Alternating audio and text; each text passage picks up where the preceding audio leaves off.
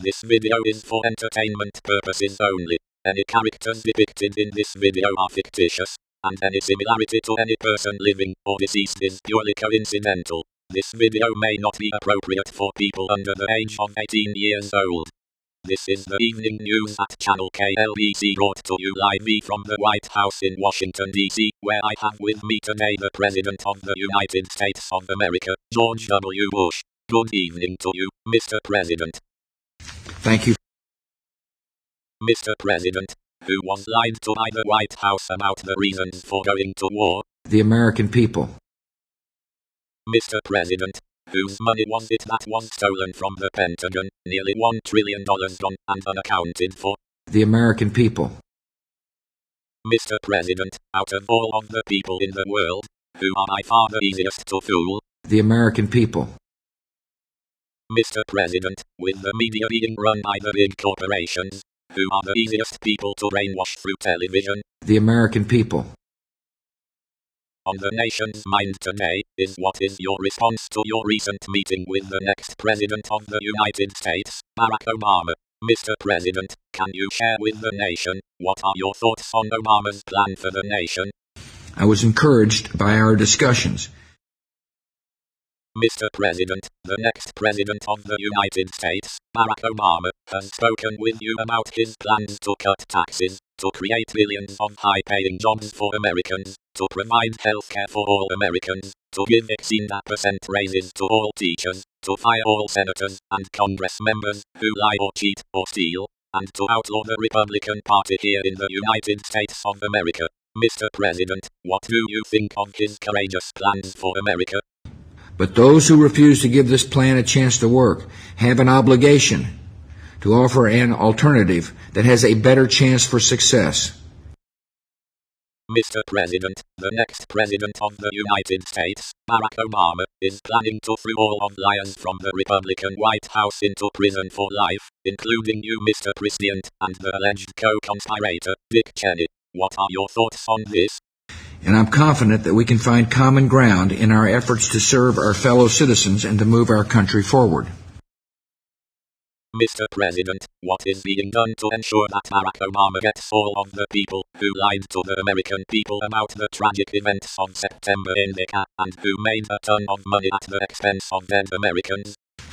My national security team is now making our case on Capitol Hill. Mr. President, the next President of America, Barack Obama, has put together a transition team to prepare to make all of those changes in his plan for America. What do you think about his transition team? But they need our help. Mr. President, the next President of America, Barack Obama, has some bold plans for America. What do you think can be done after outlawing the Republican Party, making it illegal for any American to be a member of the Republican Party? What are your thoughts on these plans?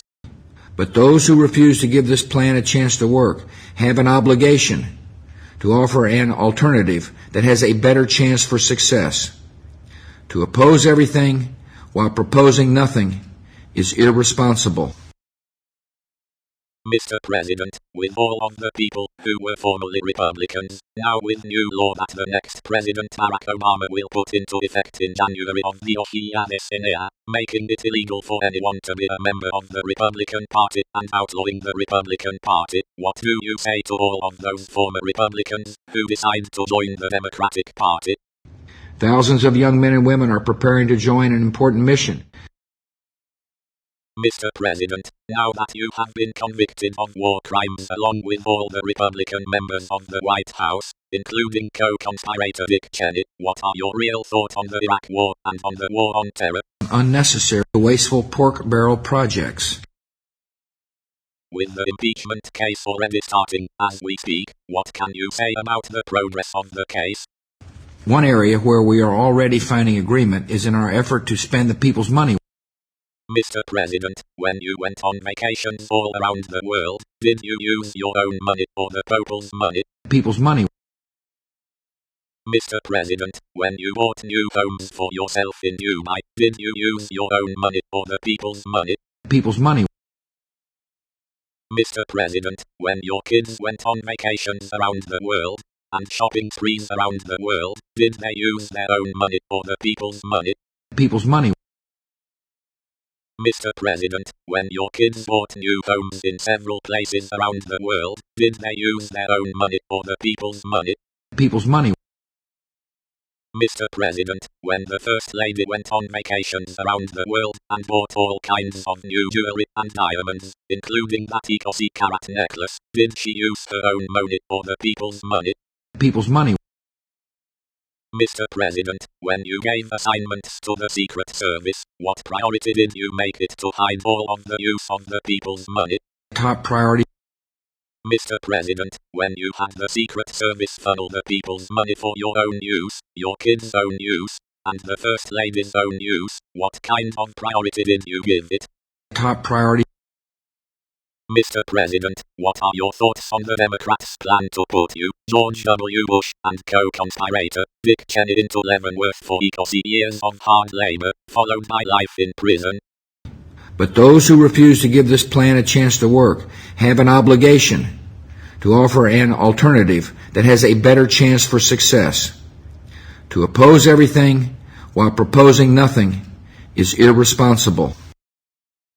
Mr. President, what are your thoughts on the destruction of the Republican Party and the expansion of the Democratic Party, a party for the people, and by the people?